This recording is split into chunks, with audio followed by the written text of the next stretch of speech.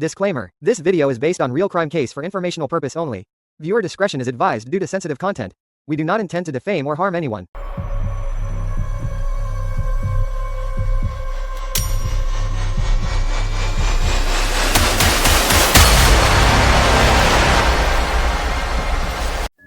Hi guys, welcome to the channel after a short pursuit. I am Feroz and I am back with another case study. आज का जो हमारा case है वो है Kurnool murder case. क्या हुआ था एक्चुअली में इस केस में हम जानेंगे अपने इस वीडियो में। करनोल मर्डर केस एक्चुअली जो करनोल है ये एक डिस्ट्रिक्ट है आंध्र प्रदेश में। हम अपने इस आज के केस में देखेंगे कि एक औरत ने अपने हस्बैंड का मर्डर किया या करवाया, जो भी था इसके साथ मिलके किया, प्लानिंग थी किसके साथ मिलके की, मर्डर करने की वजह क्या थी, मर्डर करने की जगह कौन सी थी, मर्डर करने का वक्त क्या था, ये सब हम इस कहानी में जानेंगे।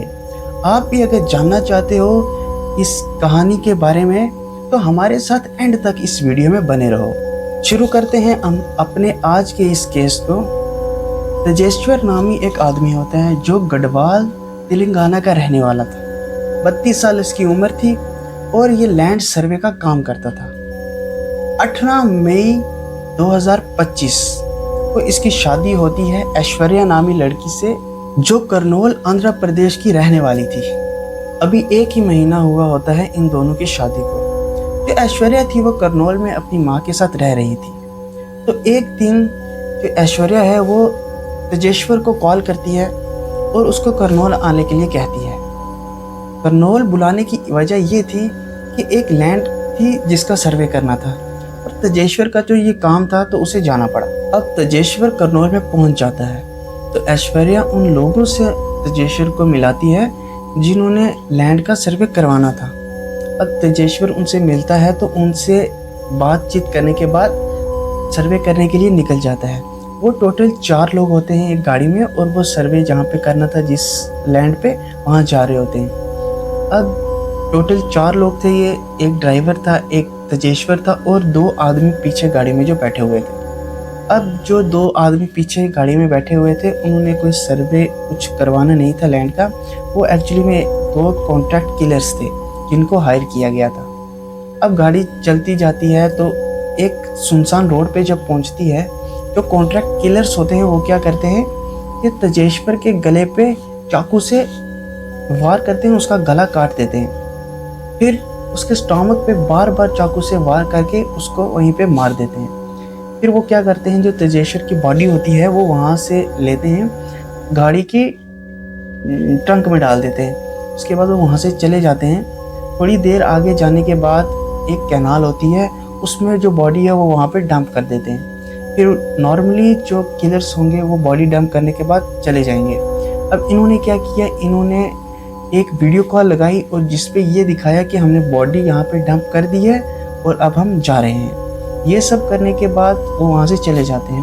अब आप नॉर्मली ये सोच रहे होगे कि उन्होंने वीडियो कॉल किसको की होगी, और आप ये सोच रहे होगे कि वीडियो कॉल अगर की तो वो ऐश्वर्या को की होगी, लेकिन नहीं, वीडियो कॉल इन्होंने किसी और आदमी को की थी।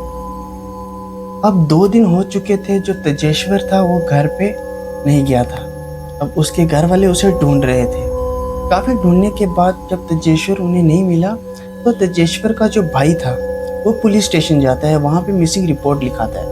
जो पुलिस थी वो पहले इसको एक नॉर्मल मिसिंग केस लेती है तो कुछ स्ट्रॉन्ग इन्वेस्टिगेशन करती नहीं है। फिर 22 जून आता है जब मीडिया में एक न्यूज़ हाईलाइट होती है कि एक जो बॉडी है वो डिस्कवर हुई है एक कैनाल में। अब जो पुलिस है वो वहाँ पे पहुँचती है। अब जो बॉडी थी वो काफ़ी सड़ चुकी थी, काफ़ी 2-3 दिन से वो वहाँ पे कैनाल में पड़ी हुई थी। तो क्या होता है, जो तेजेश्वर का भाई होता है और बाकी फैमिली मेम्बर्स होते हैं वो वहाँ पे आते हैं, पुलिस उन्हें बुलाती है क्योंकि इन्होंने मिसिंग रिपोर्ट तेजेश्वर के लिए फाइल की हुई थी।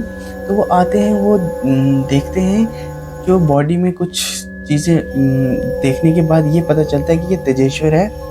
ये देखते हैं कि जो शोल्डर पे था वहाँ पे अम्मा करके एक टैटू बना हुआ था तेलुगु में, जो कि तेजेश्वर ने भी बनवाया हुआ था, और कपड़े देख के भी घर वालों को पता चल गया कि ये तेजेश्वर है। अब जो पुलिस थी वो जल्दी से एक्शन में आती है। अब ये सिर्फ एक मिसिंग केस नहीं बल्कि एक मर्डर केस बन चुका था। अब पुलिस इन्वेस्टिगेशन स्टार्ट करती है और सबसे बेसिक इन्वेस्टिगेशन का यही होता है कि जो इन्वेस्टिगेशन होती है वो विक्टिम के घर से स्टार्ट होती है। अब पुलिस जब इन्वेस्टिगेशन स्टार्ट करती है तेजेश्वर के घर से, तो ये पता चलता है जो तेजेश्वर था वो लास्ट टाइम घर से निकला था करनौल जाने के लिए, उसको ऐश्वर्या ने बुलाया था। अब आगे की जब पुलिस इन्वेस्टिगेशन करती है, करनौल जाती है।